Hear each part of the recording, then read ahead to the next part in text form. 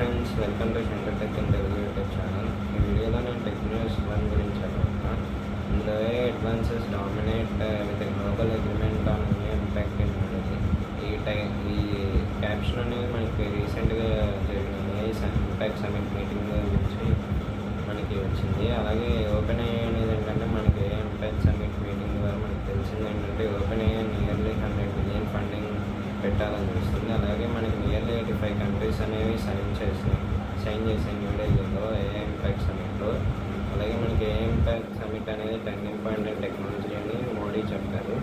అలాగే నెక్స్ట్ వచ్చేసి మనం LG Gram 14 ల్యాప్టాప్ గురించి మాట్లాడతాం. ఇదేంటంటే మనకి విండోస్ 11 హోమ్లో రన్ అవుతుంది. అలాగే 2 years AMD రైడన్ గ్రాఫిక్స్ యూస్ చేస్తుంది. అలాగే మనకి thin and light weight laptop. ఇదేమో ఇప్పుడు ప్రస్తుతం ఇది జపాన్లో అవైలబుల్గా ఉంది. జపాన్లో లాంచ్ అయింది. మన ఇండియాలో నెక్స్ట్ ఒక 1 month 2 monthsలో లాంచ్ అవబోతుంది. ఐ థింక్ ఏప్రిల్ మిడ్లో లాంచ్ అవుతుంది. ఇదేంటంటే 14 inch WXతో ఉంది. అలాగే మనకి ఇది 11x1920 pixels డిస్ప్లేతో రావడం జరిగింది. It is compatible with up to AMD Ryzen 7 450 processor. దీని వెయిట్ వచ్చేసరికి మనకి అరౌండ్ 1.12 kgతో ఉంటుంది. అలాగే 15.7 mm థిక్నెస్తో వస్తుంది. అలాగే ఇది బ్యాటరీ వచ్చేసరికి మనకి 72 watt బ్యాటరీ. అలాగే 18.5 hours ప్లేబ్యాక్ అనేది వస్తుంది అనమాట సింగిల్ ఛార్జ్ మీద.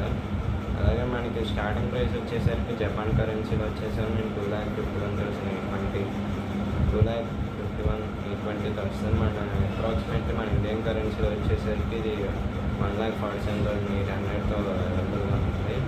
ఇది అలాగే మనకి AMD Ryzen 5 435 చిప్సెట్తో వస్తుంది. With 16 GB RAM and 512 GB స్టోరేజ్తో వస్తుంది. అలాగే AMD Ryzen 7 450 ప్రాసెసర్ అనేది మనకి వేరియంట్ 32 GB ర్యామ్ అలాగే 512 GB స్టోరేజ్తో వస్తుంది.